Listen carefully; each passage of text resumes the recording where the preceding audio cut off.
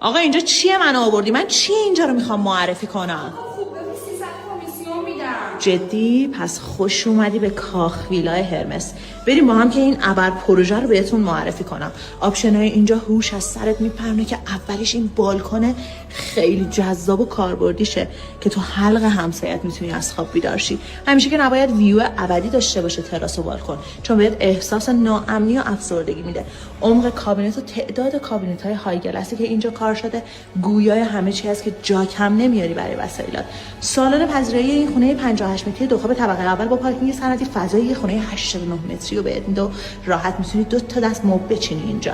اتاق خوابی که سر تا سر نورگیر و یه تخت 2 نفره داخلش جا میشه و سرویس حمومی که مالک خیلی هزینه کرده و کلی هم بازسازی کرده داخلش.